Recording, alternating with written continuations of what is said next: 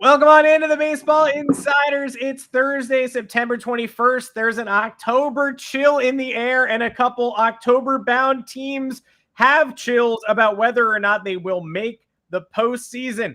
Couple players in danger of missing the postseason roster. People acquired just about a month ago who've gone through such slides that they're now potentially fodder to stay on the couch while their teams make playoff runs.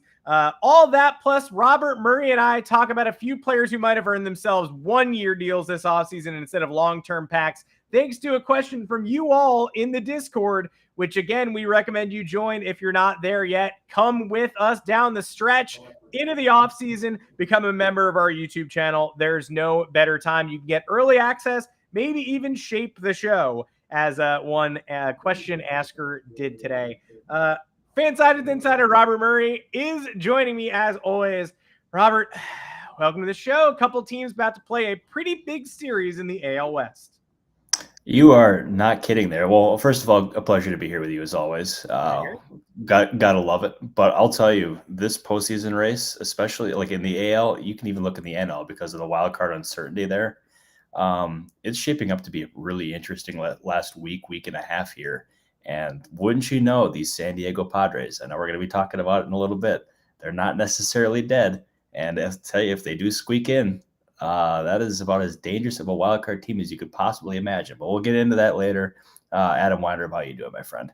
I'm doing good. Yeah, we do have to talk about the dreaded Padres. We're allowed one delusion episode per month. And who knows if they're actually in the playoff race or just on the fringes. But as of now, they're making a charge and the schedule's kind of easy. So we're taking advantage of that corollary to be able to talk about them on this beautiful Thursday afternoon. But again, I mentioned joining the Discord. It's in the perks section on the YouTube channel. That's scrolling by the bottom of the screen right now if you're joining us live on YouTube, where we typically are Mondays and Thursdays, 3:30 Eastern. And additionally, today's episode is sponsored by DraftKings. Baseball fans, DraftKings is up their sign-up offer to gear up for the MLB postseason. New users can place a $5 first bet to instantly claim $200 in bonus bets, plus up to $150 back in bonus bets if your team loses. All you have to do is sign up with our code BaseballInsider, one word, using our code BaseballInsider right at sign-up. Not only gets you these great bonuses, but it also directly supports the podcast. If you have been considering signing up for DraftKings, now's the time. Heading in October, get those futures bets in while you still can, and make sure to use the code BaseballInsider to maximize your first bite at the apple. This offer is only available to new customers who are 21 plus, physically present in legal gambling states. Please remember to always gamble responsibly. Check the episode description for the full terms of the offer to see if you qualify. Now, let's get to the postseason. Let's get to the bracket. We've been waiting as long as we possibly could to address it because we hope things maybe sort themselves out a little bit with under 10 games to go for most of these teams, or right at the 10-game mark.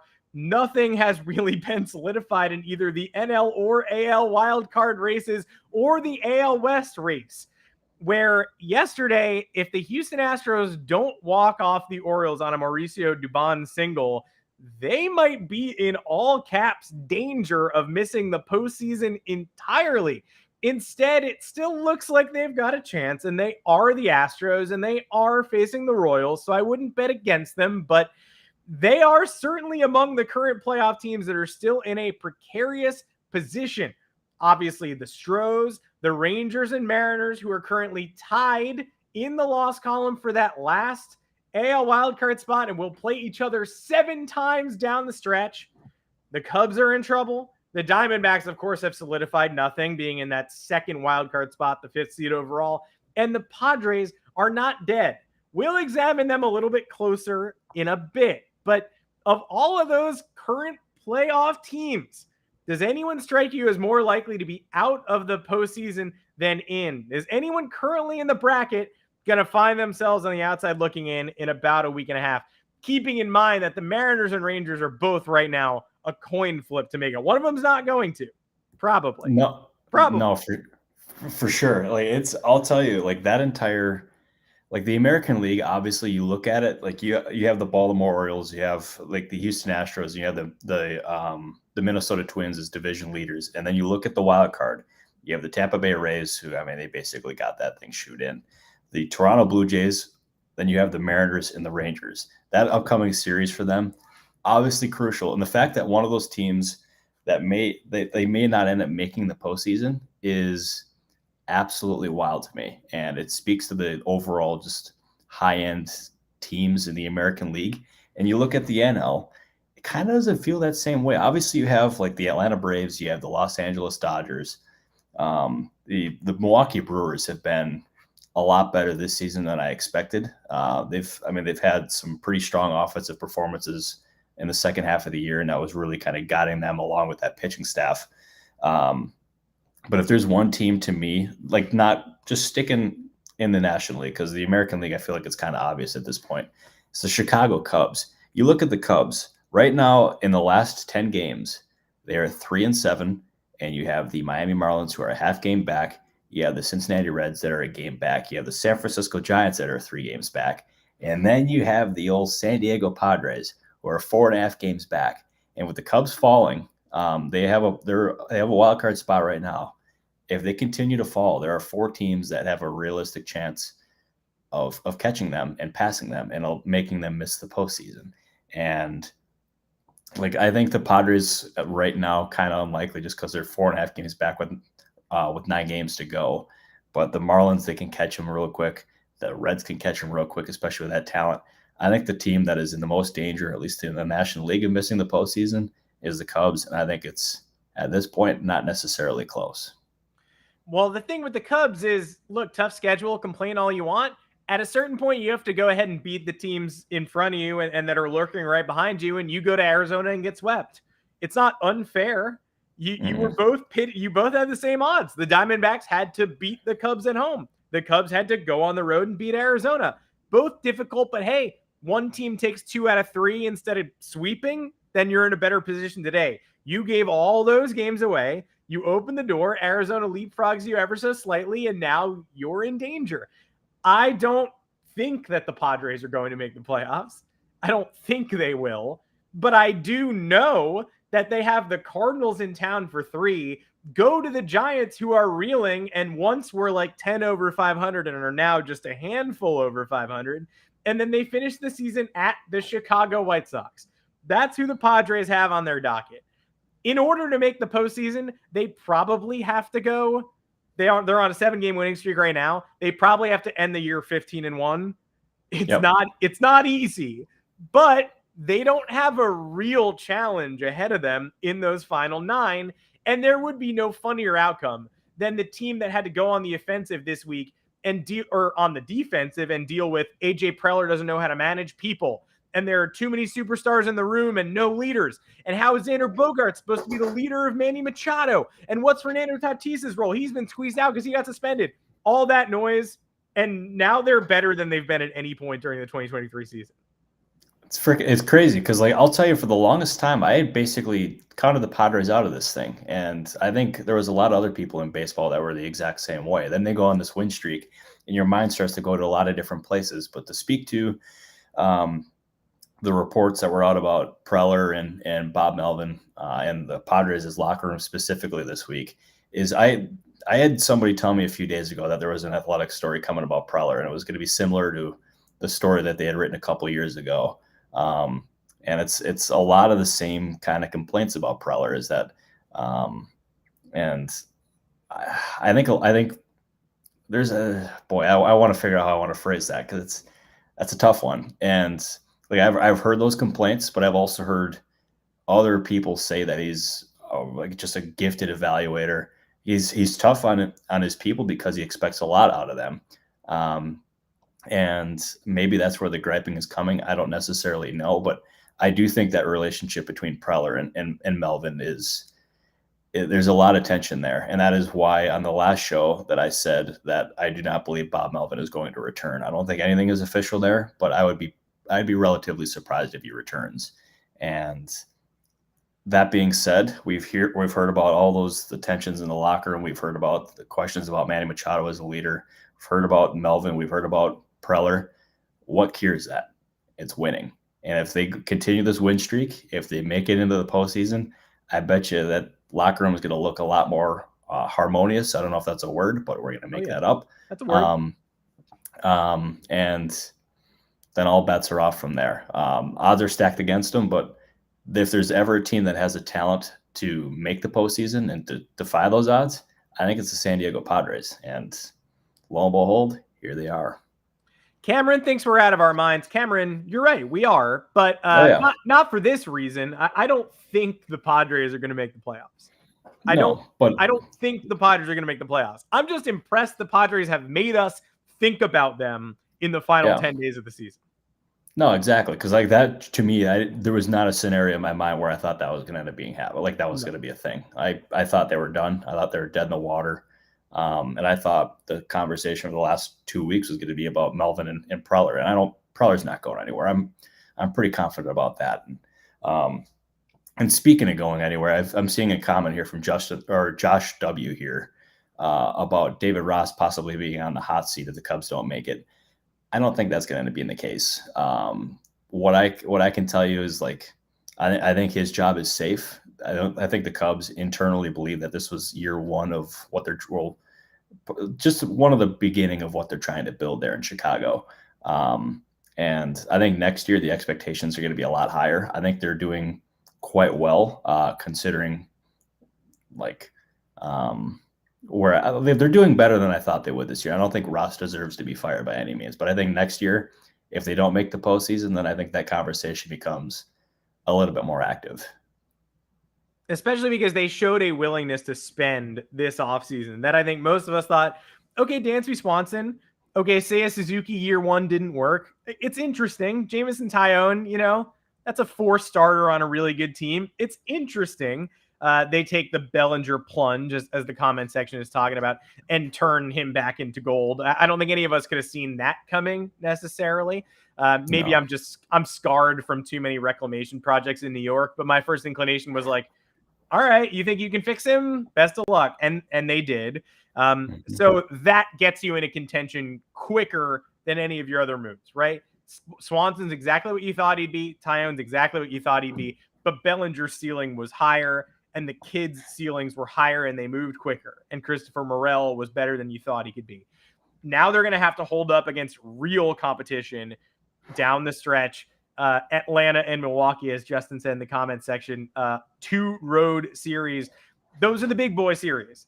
And if at Arizona hurt your chances of being a contender because you faced that challenge head on and came up short 3 times, then at Atlanta and at Milwaukee seem like similar opportunities where maybe you have to show up and go 4-2 in 2 really difficult series to take care of business. And the Marlins are looking right behind them. So are the Reds. The Giants are barely hanging on. And if the Padres never lose again, there's a chance that they could take that seat. Don't discount the Sandy Alcantara X factor either. He is throwing bullpens. He claims he's pain-free.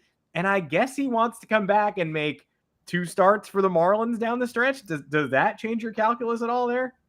Yeah, I'll tell you, like, it's good to hear that he's throwing pain-free, but if I'm the Marlins, we're talking about a guy who is one of the best pitchers in baseball. And is it worth risking him just for a shot at a wild card berth and possibly just like a one?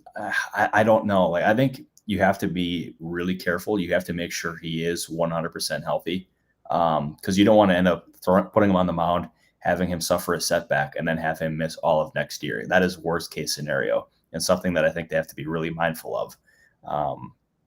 But that being said, there is the Cody Bellinger aspect, going back to the Chicago Cubs for a second, is a really fascinating one. And when they signed Bellinger, they envisioned him being meaningfully better than he was in the last couple of years in Los Angeles. Like they were hoping he would, I don't necessarily know if they could have envisioned like these kind of numbers, but they thought he'd be meaningfully better. And he's blown those expectations out of the water. And he is probably, to me, not like in terms of free agency, the most intriguing player not named Shohei Ohtani on the market, because I genuinely do not have a clue what he's going to get. And I've asked other people in baseball what he's going to end up getting, and you hear guesses all over the map. My guess, if you had to ask me now, is I think Justin's guess at the bottom here, 8 for 200, might not be far off. He kind of feels like a a Xander Bogaerts kind of free agent in the fact that there's going to be one team that offers him one thing, and then somebody's going to end up seeing this kind of upside in his numbers for this year and just completely blow it out of the water and maybe get that number up to 200 or somewhere in that range. Just a guess, I could be way off there. But that contract, I think, when he eventually does sign it, is going to surprise some people. And there's also another question here that I want to answer if you don't mind. No, don't mind at all. I was just going to say that before we move on to the next segment, I think let's just do a whole bunch of questions because there's a fleet of them. So take your favorite, and then I'll keep doling them out. Yeah, so it's from Canyon Swartz, who is also a very good member of the Discord, and we appreciate you, Canyon, for doing that. It is about Mitch Keller and the Pirates. So I think they're going to end up continuing to have conversations in the offseason. It's going to be a lot more expensive than their previous extensions talks were. I know within the last year or two, maybe I think it was within the last year. I don't necessarily want to say it was close, but it was. I think it was a few phone calls away from being done, but for some odd reason, it didn't get done. And the Pirates' lack of aggression, or just they didn't get to the number that Keller wanted, and it's going to cost them probably tens of millions of dollars in whatever that extension is going to end up looking like. And then there's also I saw another comment here about Mike Clevinger, and Clevinger is somebody that I have followed pretty closely throughout his career, admittedly, and I had somebody that I respect a lot. He's a general manager, actually, who was watching Preller, or he was watching Clevinger the other day, and he was like, this was the 2019 version of Mike Clevinger. And I think he can end up being somebody that really could end up getting a solid multi-year deal in free agency. I think that is certainly something that is like not out of the question here. Yes. Lots more to dive into here. Crazy enough, Clevinger and Michael King have basically been the most valuable starters in baseball since Michael King's transition into the rotation. Now, obviously, I know that because I'm watching the New York Yankees and I'm reading any stat that's like New York Yankees good. I'm like, oh, cool. But in case you've missed Clevinger, he's certainly turned himself around, and so has King. Now, let's talk Angels for a bit, because Cameron, who I know is in the Discord as well, is wondering about potential Angels offseason targets, especially after they went for it with Lucas Giolito. Maybe some of us thought when they got Giolito at the deadline, like, oh, great, that'll seamlessly feed into an offseason extension for Giolito. Not so much. He's already hit waivers, gone to another town, and struggled there as well. But my inclination is knee-jerk. They have to go after the starting pitching market this offseason, probably twice. And when they do assemble that roster next year, are they indebted to Phil Nevin? Like, we were struggling to find managerial holes last episode, where like Melvin, I guess, but Aaron Boone's probably coming back. Cora's probably coming back. Pedro Grifol, like, he already got an endorsement. It feels like a lot of the struggling managers were coming back, but some uncertainty around Nevin. So I don't know if perhaps he might be someone who ends up vacating that position. Yeah, I think the Angels are going to be looking for a new manager next year. That is my read as we speak. I think the future of their general manager is a little bit more in question. I think that one could honestly end up being decided by how Artie Moreno wakes up that day. And he is one of the most unpredictable. Actually, I'll change that phrasing. He is the single most unpredictable owner in baseball, and you can't get a read on what he is going to do. Because it was funny. It was like, I remember the Tom Verducci story came out at the trade deadline and said that the Angels were not trading Shohei Ohtani.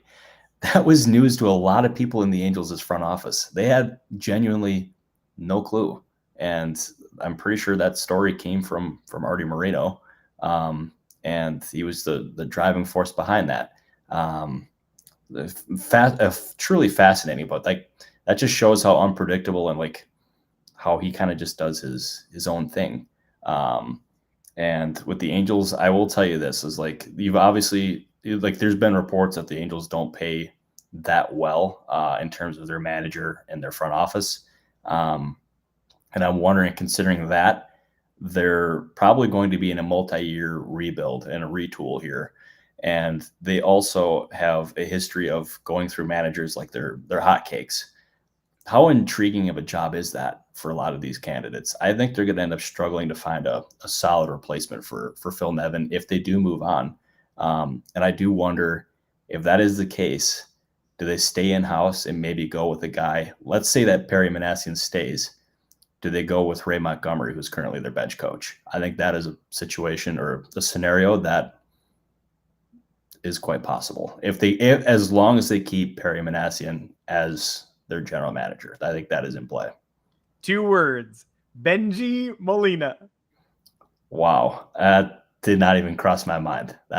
Can you imagine? Yeah, hey, what would you have? Yadier Molina as the bench coach then? Yadier Molina is the bench coach. Jose Molina cooking, empanadas in the outfield. Yeah, that boy, what an absolute squad. And Cameron's valid question. I think they would end up Montgomery is very respected. He's also very close with Perry. Obviously, the owner, Artie Marin, would have to sign off on it. But that, when Montgomery was there and put into their bench coach job, I thought that was possibly him being the manager and waiting. That is just a guess or an educated guess by me. That is not a source report. But that's just kind of the read of the situation that I had at that time. I don't know if anything has changed, but that was my read at the moment. Yes. Well, stay with us all off season because that's when we shine. Love to talk about the wild card race. Live to talk about the winter meeting. So if you're new here and you're just joining us, we're gonna get a lot of good stuff cooked out of the hot stove and the managerial wheel. Hopefully, some managers do change places so that we don't have to just talk about 1 or 2 landing spots all season. Would love a shocker. Who wants to go to the Padres? Somebody. Before we get into some more questions, again, keep spamming the comment section. Spam in a good way. Couple of things we wanted to touch on about playoff rotations and rosters. Players to watch for, players you might have thought were safe, people who are playing themselves into or out of roles entering this postseason chase. I wanted to note, because we talked to Fabian Ardaya on Monday's show. Go back and listen if you haven't. And a lot of the talk was predictably and rightfully about how the Dodgers are going to have to cobble together some kind of rotation here because Clayton Kershaw doesn't believe in himself. The structural integrity of his shoulder might not be fantastic. Lance Lynn has allowed the most home runs in Major League Baseball by a wide margin. His numbers are crazy. Julio Urias is not walking through that door. Walker Buehler, Dustin May, you will not see any of these people. Bobby Miller suddenly goes from oh, yeah, I think he deserves a playoff start to can he give us 7 or 8 innings in the opener? Otherwise, we are in trouble. It feels worthy to note that while the Dodgers are messing around with bulk guys and Ryan Yarbrough and given, Ferguson opener duty, Ryan Pepiot has become someone who has been eating bulk, dominating, and I don't think needs the restriction of an opener anymore. 1.91 ERA on the year, 7 one-hit frames against Miami, did give up 4 runs in 6 innings against San Diego, but as we said earlier, they're making the playoffs, so no big deal there. And 6 dominant innings against Detroit. I think you give him a chance now, and I don't think you need to use a lefty reliever before him, and I don't think you need to get cute. I think Ryan Pepiot will give you 6 innings in a playoff game right now. Oh, 100% he could. And he's been one of their more dependable starting pitchers this year in a season that has been just complete turmoil for that entire rotation. And they thought they had Eduardo Rodriguez at the trade deadline. Obviously, he kind of turned that down and nixed the trade. He ended up pitching against them and he got rocked. But Pepiot, he is somebody who that organization's, even before he debuted, viewed him as a guy that they could build that rotation around. And you have Bobby Miller, you have some of these other guys in that rotation, and it can end up being a really solid unit that stays together for the long haul. I don't necessarily know if they could have envisioned anything quite like this, where they're going to have to rely on a lot of these guys this year because of the sheer just depth issues that they have. Obviously, Noah Syndergaard did not pan out. Kershaw's shoulder is an absolute mess.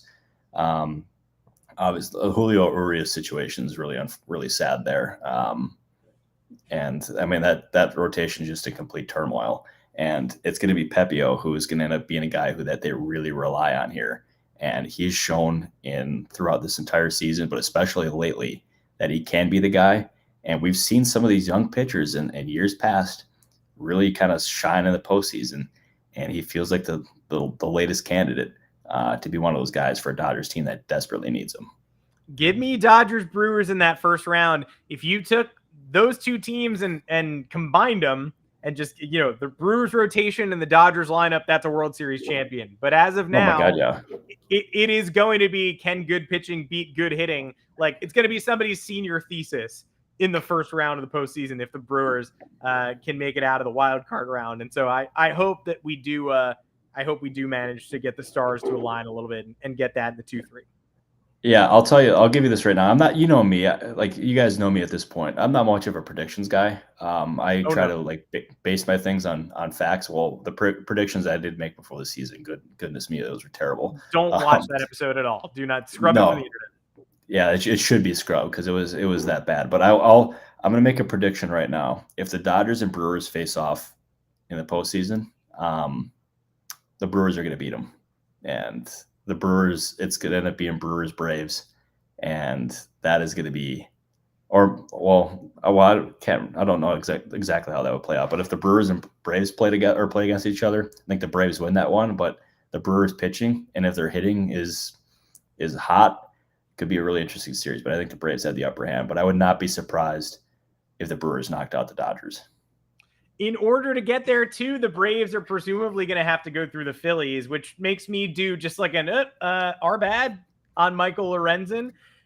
We gave them a ton of credit for going out at the deadline and targeting an under-the-radar righty and finding an option to lengthen the rotation, etc. He threw a no-hitter, so it's no secret why we went over the top in praising him. And I think a lot of baseball sort of fell for Michael Lorenzen all at the same time.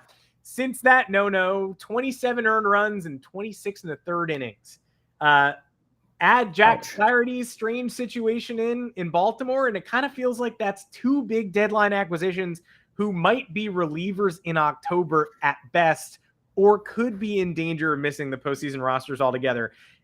Gun to my head right now, which, first of all, why are you putting that gun to my head? Please put it away. But second, if you do have it out, I would put both pitchers on those postseason rosters in bullpens, but I don't know. I could be talked into alternatives. Yeah, I'll tell you. That is because when both those guys are acquired, like, you could just envision those two being key pieces, especially after Lorenzen's no. Like, I thought for sure it was going to end up being he was going to end up being the star acquisition of the deadline, and it just make the Phillies look really smart. Then after that no-hitter, he's imploded. And I do think, I think if there's any player who's at risk of not making it, I think it's going to be more Lorenzen than Flaherty, because the Orioles' pitching depth overall sucks. They do not have very good numbers there. So I think Flaherty's going to make it probably as a reliever. I think Lorenzen ultimately makes it as well as a reliever. But if he continues to struggle like this, like the other night, he allowed, 6 or 7 base runners without recording an out. Last I checked, that's not very good. And he's really struggling. And in the postseason, it's do or die. And the Phillies can't afford to have him implode like that, because it could not only cost them a game, but it could cost them the season. And that's something they got to be really careful with here. 1/3 of an inning against Atlanta, 3 hits, 3 walks, 4 earned runs, and then we'll see ya. And again, Atlanta is probably the most likely team that he will have to face on the Phillies' potential path to the World Series. So I take that with not just a grain of salt, but like a big heaping pile of road salt. Before we sign off, another question from the Discord, though. And again, your questions are welcome. So if you got more, please hit us with them, or hit us with them after the show. We'll come back on Monday.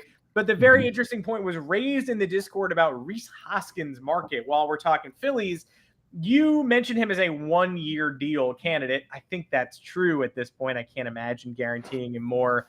Maybe 1 year with an option, and maybe just keep him comfortable in Philadelphia, and then we see if there's a long-term match there. But that did inspire me to think of other stars, well-known players who could potentially be 1-year deal candidates, injury bounce backs. My mind goes right to 2 current Yankees, as obviously a burner mentioned in the comments. Sports Illustrated ran an article this week that said former Cy Young finalists returning for Yankees, and it meant Frankie Montas, who was not a Cy Young finalist, and it's a crazy article. But give me Frankie Montas for a 1-year deal candidate.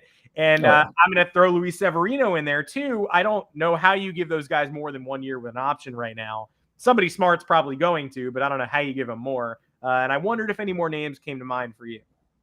Yeah, there's a couple of them here, and Jack Flaherty is one of them. I think he is certainly a very strong candidate for a 1-year deal, considering he's obviously immensely talented, but he's dealt with the injuries and inconsistent performance in recent years, and I think he could end up being a guy who signs with maybe a West Coast team, which is closer to home for him, and tries to really put it together and have a resurgent year. Like, I think the team that makes so much sense for Flaherty is the Dodgers, and they could make a similar kind of move there to what they did for Noah Syndergaard. And obviously they would hope there would be a lot more success there. I think that one definitely makes sense. I thought about possibly Harrison Bader. I think Bader, I don't know if we can necessarily put him in the star category yet. I think there's at least some sort of a shot he gets offered a multi-year deal, but considering like his struggles against right-handed hitters and his inability to stay healthy for a full 162 game season, that could make it pretty tough. I think he'll end up getting a 1-year deal. I remember seeing a comment earlier listing Jordan Montgomery as a potential 1-year candidate. I think I would be stunned if he gets a 1-year deal. I think he's going to be a guy who, when it's all said and done, I wouldn't be surprised if that contract was over 9 figures. I think that is, he's going to end up getting paid, especially as a left-handed pitcher like that. We're talking about like a premium pitcher there, along with Blake Snell. He'll get paid too. That Shohei Ohtani guy is going to get paid as well. Bob, hey, big breaking NFL news, by the way. I don't know if you saw that. Cowboys cornerback Trayvon Diggs is feared to have torn his ACL in practice today. Is that real? Yeah, Tom Pelissero just tweeted it from him and Ian Rappaport. Yeah, that is a huge blow. Wow, I can't believe that. But sticking with baseball, who would have thought you tuned into the Baseball Insiders for breaking NFL news? That is breaking 40 seconds ago. Yeah, that is like I got tweet notifications on for the NFL guys because I like seeing how those guys operate, and I try to learn from those guys. But that is, that sucks. Yeah, sorry, I may have just put a damper on this episode. I mean, I just had to I talked to my Cowboys editor and run that story. He has like a hilarious Trayvon Diggs story going up at 5. He's like, should I scrap it? I was like, yep. So that's brutal. yeah, probably not the right time for that one. No, he's great. He's a great writer. Unfortunately, also a Cowboys fan, so he'll have to figure that out. Well, thank you everybody for joining us. Again, please become a member of the Discord if you haven't already. It's the best spot to sneak in questions between episodes or just banter, and it's only a 99-cent monthly subscription via becoming a Perks member of our YouTube channel. And we hope to see most of you back here. We're here every Monday and Thursday, 3:30 Eastern time. The playoffs are only getting crazier. It's tough to parse through who's going to miss them when there's 3 teams with 68 losses in the AL West right now. So how about you figure your stuff out this week? Mariners, Astros, and Rangers, and then we'll get down to predicting the bracket when we have a chance. Shout out to everybody for joining us again. DraftKings is a subscription. The code once more for first-time users only is Baseball Insider. Use it at sign up, get the benefits, and support the podcast. Robert Murray, it's going to be a big week. I can't wait to come back on Monday and see where we are, see which postseason races are in shambles, and see how the Padres claw their way back to 2 out. It is. I'll tell you, by the time Monday gets here, everything is going to be just flipped, turned upside down. So it's going to be totally fascinating. Adam Weinrib, I appreciate you, my friend. Sean Daly, by the way, who is producing the show, we appreciate you. Everybody who commented, subscribed, tune into the Discord and all that good stuff. We appreciate you too. And see you Monday, Adam. See you Monday. See everybody here Monday. Same time, same channel. But the channel colors get a little brighter if you become a member and join the Discord. I don't know if you knew that, but they go from like green monster green to like bright virulent spring green. Oh, it's pretty cool. It's a cool effect. So recommend you join the channel. See everybody here Monday. See the comment section here Monday. Get those questions in, and we'll talk to you then. Sounds good. Thank you, everybody.